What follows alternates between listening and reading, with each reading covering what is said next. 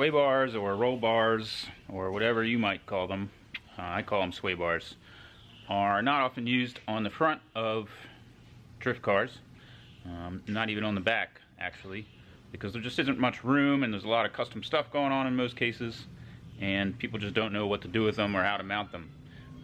Also in the front, you'll see it's just when you have a tire on here and your wheels turned all the way, the tire ends up making contact with the sway bar arm in most off-the-shelf applications. So we usually will make a custom arm.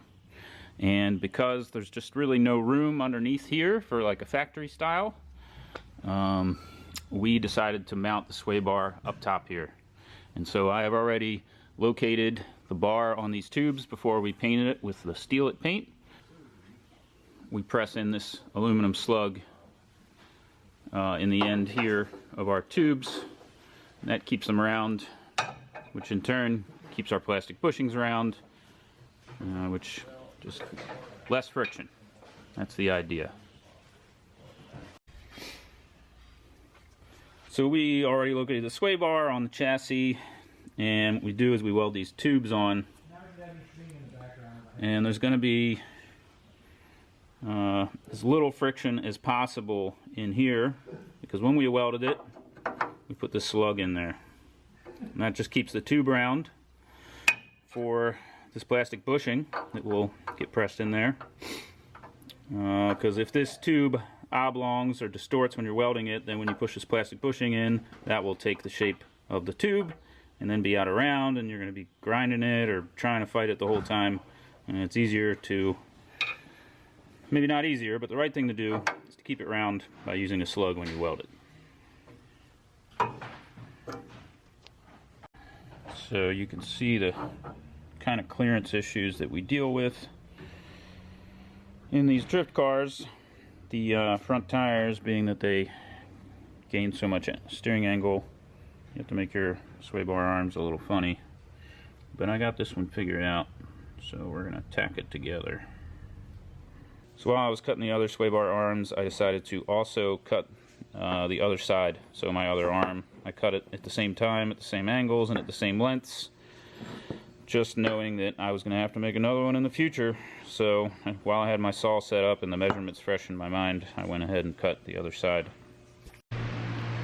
The old Bridgeport. I got this sway bar arm tacked together, and I'm now punching some holes.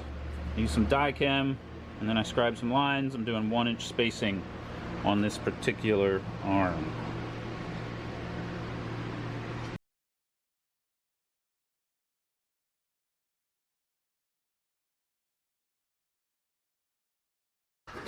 Bridgeport is great for this sort of stuff, even though we are just using it as a glorified drill press in this case. It really does help you keep your holes in line, assuming that your vise is set up square. And it just makes life easy. It's a big rigid machine. It makes nice straight holes and stuff. It's quite handy. Don't mind the mess. It's been getting a workout the past couple of days.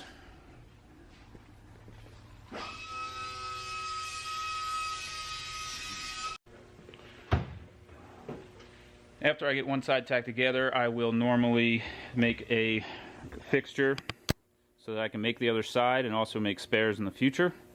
The fixture is just comprised of a bunch of random materials tack welded together to locate each end of the sway bar arm, and maybe to, like, if there's particular bends, I will kind of lay some material in there to kind of dictate where this arm will lay, just to make sure that when I make another one, it will have the same tire clearance or clearance as the previous arm.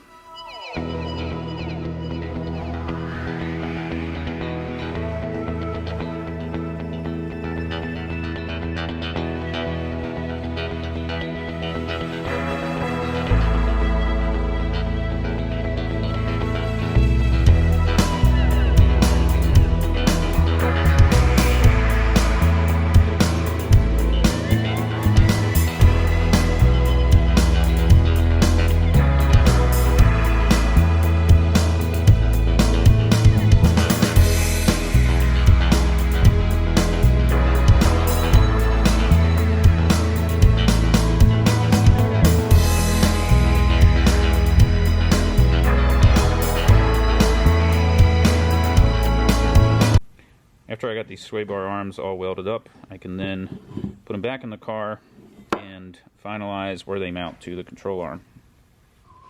We welded a reinforcement plate here, kind of just like a flat surface to land our lower pickup point on here.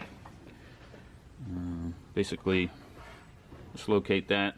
It's a little more effective if you move it outboard.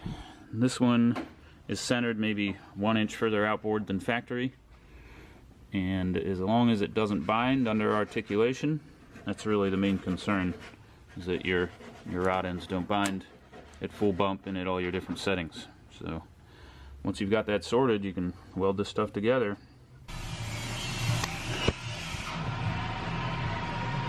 So we got the sway bar arm located, and we got the pickup point on the lower control arm located as well, and the next step is to make our end links. So I measured that length, less a little bit of room for adjustment in the rod ends, and we're going to turn this 3/4 aluminum hex stock into some end links.